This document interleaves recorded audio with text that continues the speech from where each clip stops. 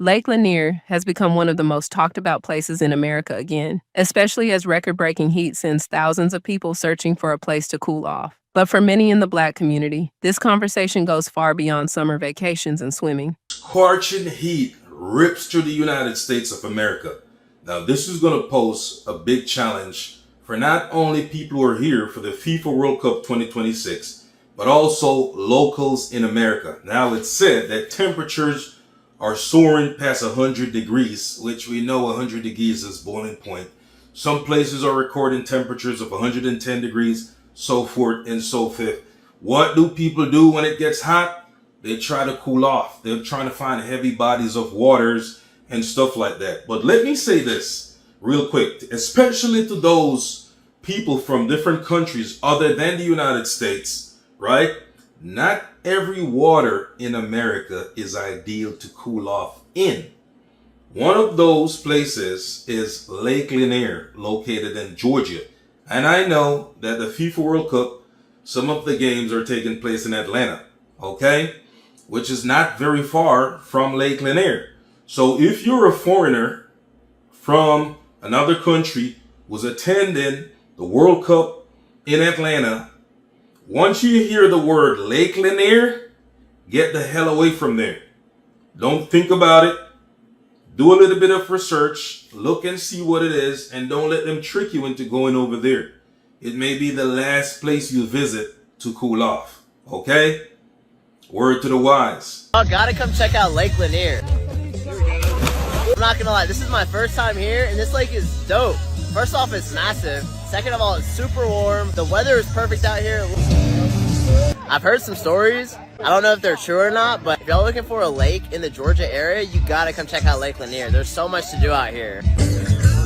It brings back a painful history that still deserves to be remembered. Before Lake Lanier existed, the area included a thriving Black community that was destroyed through racial violence, forced displacement, and intimidation.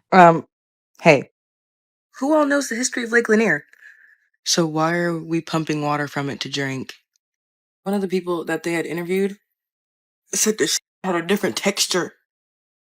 And then another man said that it smelled like mildew, and then like it tasted how mildew would smell. So with that being said, whose idea was this? Oh, and who approved it? Decades later, the land was flooded to create the lake we know today, leaving behind homes, churches, cemeteries, and countless untold stories beneath the water. This is the most haunted lake in America. Since the 1950s, more than 700 people lost their lives here. This is Lake Lanier in Georgia. But what most people don't know, before this was a lake, there was a town here. It was called Oscarville, a thriving Black community full of farmers, businesses, and families. Until in 1912, racial violence forced many of those families to leave. Years later, this land was flooded to create the lake. And beneath this water, there are roads, structures, and parts of what used to be that town. Some people believe that's why this lake is haunted. But every year, thousands of people still come here to swim. Comment below if you would visit Lake Lanier. Now, as visitors from around the world arrive for major events like the FIFA World Cup, many people are warning them to learn the history before treating Lake Lanier like just another tourist destination. Hey Alexa, what is the town underneath Lake Lanier? The town buried under Lake Lanier is called Oscarville. It was a thriving Black community before being flooded in the 1950s. What is the history of Oscarville? Oscarville was a thriving Black community in Forsyth County, Georgia, formed during Reconstruction. In 1912, racial violence drove out most residents, and the town was flooded in the 1950s during Lake Lanier's construction. Why was the town flooded? Oscarville was flooded to create Lake Lanier, a reservoir built to control flooding and provide water for Atlanta. The U.S. Army Corps of Engineers completed the Beaufort Dam in 1956, submerging what remained of the town. What did the residents that still lived in the town before the flood do? Before the flooding, most of Oscarville's Black residents had already been driven out in 1912 due to racial violence. Those who remained faced intimidation and were eventually forced to leave as the government acquired the land for the dam. For the residents that were forced to leave their homes in Oscarville, did the government pay them at all? Most Oscarville residents received little or no compensation when forced to leave. Many had to sell their land at low prices, while others left without selling, getting nothing for their property. Every year, tragic drownings and accidents keep the lake in the headlines, but many believe its deeper history is too often ignored. I solely believe that there are mermaids in Lake Lanier. Personally, have never been to Lake Lanier, but it's just one of those things that makes sense to me. I used to work with a girl who had an experience at Lake Lanier when she was about 5 or 6. Her family was out celebrating her grandpa's birthday, and she mentioned how her and her little brother were at like the surface shore, and they were playing and they were just, doing what kids do.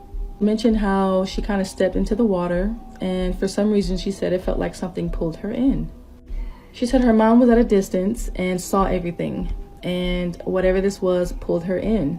And she said she remembers looking up and seeing like the sunlight penetrating the water. Everything she could to fight off what was grabbing her ankle. Next thing she knows, something else grabs her by the wrist and pulls her up. So you have something trying to pull her down while something is pulling her up. When whatever that was pulling her up, she tried to, how humans can hold their hands together. She said she tried to do that, like hold hands with this thing, but she couldn't put her fingers all the way through because it's like there were webs in between the hands. She remembered to this day, the hand was very cold and clammy. I don't know how you can describe clammy, but it was very clammy. Basically, it was like a jellyfish grabbing your hand. Everything was fuzzy because she didn't have her glasses. Her glasses were gone. When this thing pulled her up, she said she just remembered her mom screaming, her father running towards her, trying to grab her out. This really solidifies my thoughts on mermaids in Lake Lanier. But I'm going to go down a rabbit hole, and I think I'm going to make another video about it. Whether someone believes the stories surrounding the lake or not, understanding the past matters. Respecting the history of the Black families who lost everything matters.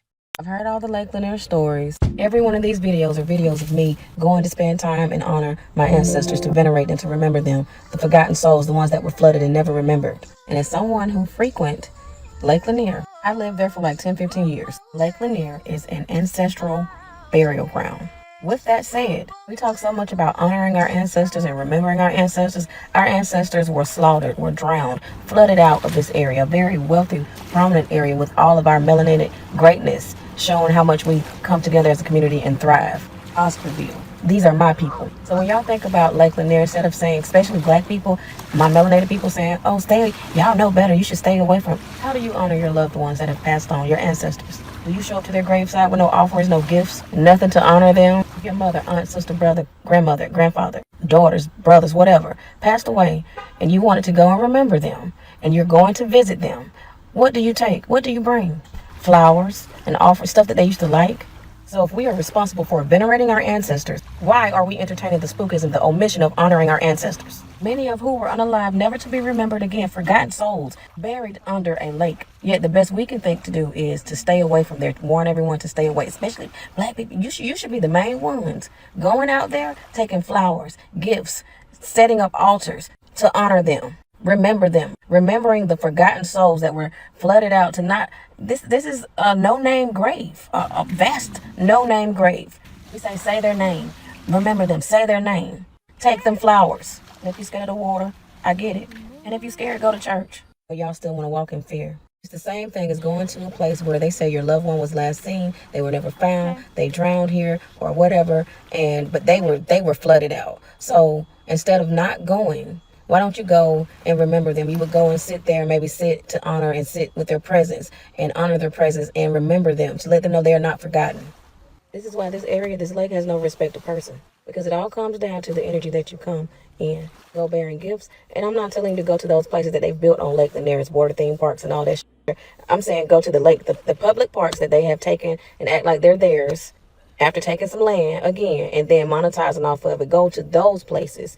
And this is where my daughters and I used to go. This is where I used to take my clients to do spiritual baths and do ceremonies and ancestral ceremonies and ask the ancestors to work with me to help cleansing their energy and setting them on the right path. This is where I did my ancestral spiritual work, my spiritual work. So everyone is different. I just want to shed some light because I'm tired of the spookism. I'm tired of the ancestors not being remembered properly. And they're like, I'm not telling you to go out there and swim. I'm definitely not telling you to take your ass out there and patronize that took everything and flooded them out. What I'm saying is go to the parks, go to the local parks, sit with the energy, honor the ancestors, take them gifts, flowers, whatever spirit lay on your heart to do. But don't go out there talking about, y'all need to stay out there. Well, stay out there. If you're scared, go to church. Like I said, go out there and honor your ancestors. If you're drowned out there, what do people do when somebody get killed on the side of the road? They go and take flowers to remember that area, that person where they passed and crossed over. So go do the same damn thing. It's the same.